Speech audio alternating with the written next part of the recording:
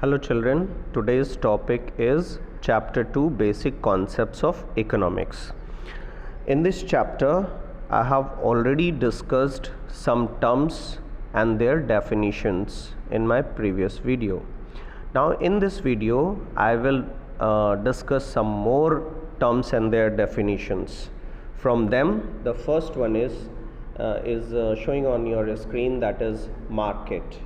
What is market?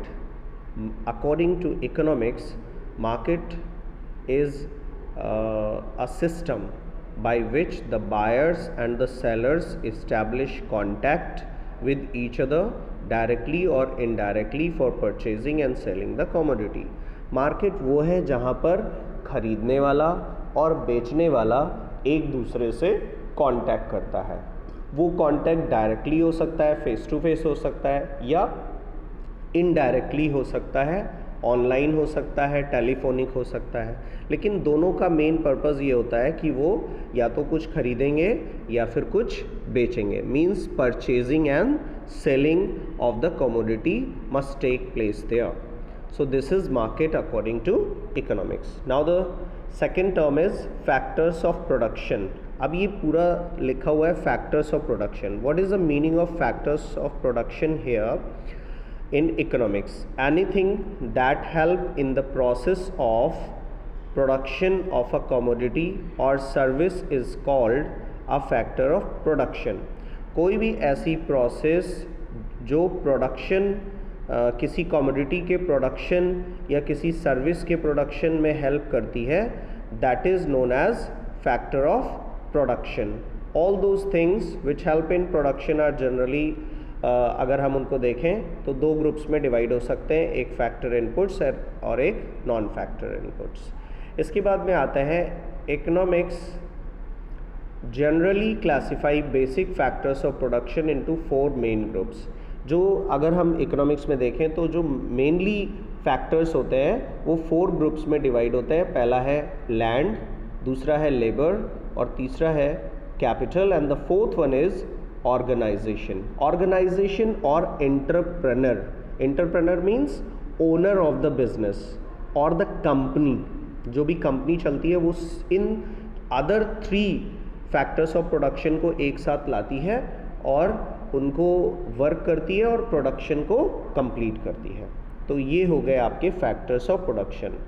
After that what is labour? What is labour? अब ये labour क्या है? तो generally we mean that labour is working in farm fields और means at the construction of buildings the labourers are working. But actually the labour is every person who is doing work. It may be mental, it may be physical. चाहे वो दिमाग का काम कर रहा हो या शरीर से काम कर रहा हो, दोनों ही लेबर कहलाते हैं. एक टीचर भी लेबर है, एक डॉक्टर भी लेबर है, एक मतलब कोई भी किसी भी तरह का जो वर्क चल रहा है that is labour.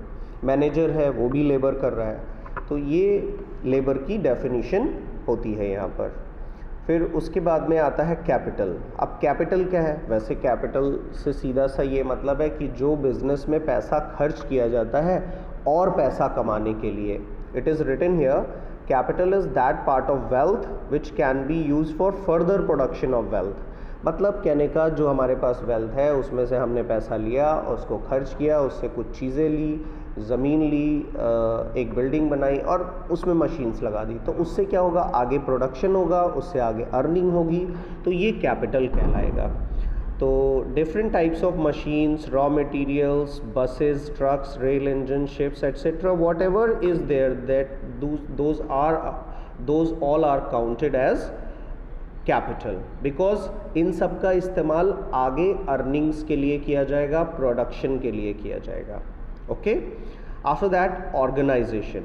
Organization means that where a person means businessman ये और group of businessman एक पूरी फैक्ट्री लगाता है, एक पूरा इस्टेब्लिशमेंट करता है जहाँ पर लेबर को रखता है, जहाँ पर वो पैसे खर्च करता है, मतलब कैपिटल लगाता है, और साथ ही साथ लैंड का यूज़ करता है. तो other 3 factors of production are utilized by one person or one group of persons or a company is known as organization। वैसे यहाँ पर ऑर्गेनाइजेशन के बारे में लिखा हुआ है, organisation refers to the services of an entrepreneur. Entrepreneur मतलब owner of business, who controls, organises and undertakes all risk. उसके बहुत सारे रिस्क भी होते हैं, हाँ प्रॉफिट होता है वो भी उसी का होता है, लेकिन वो रिस्क भी होता है कि अगर बिजनेस में कोई प्रॉब्लम आती है तो उसी को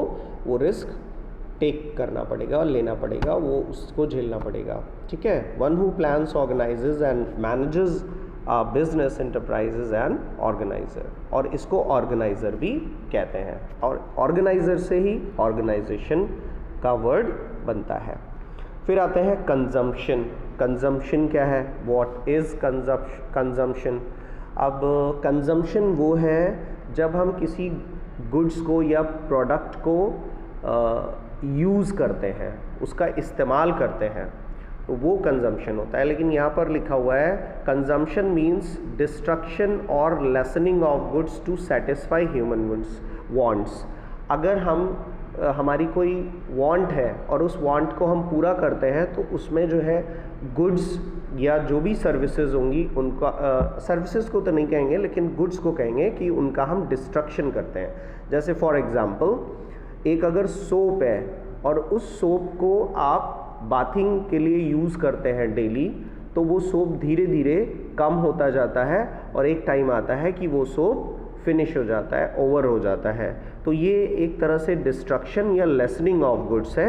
और किस लिए है? क्योंकि हम अपनी वांट को सेटिस्फाई कर रहे हैं, हम अपने शरीर की सफाई के लिए उसका यूज़ कर रहे हैं।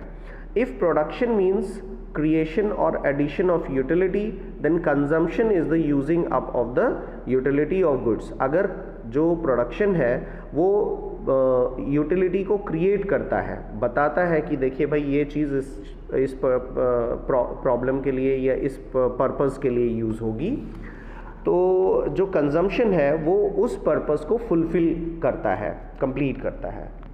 After that saving. सेविंग क्या है?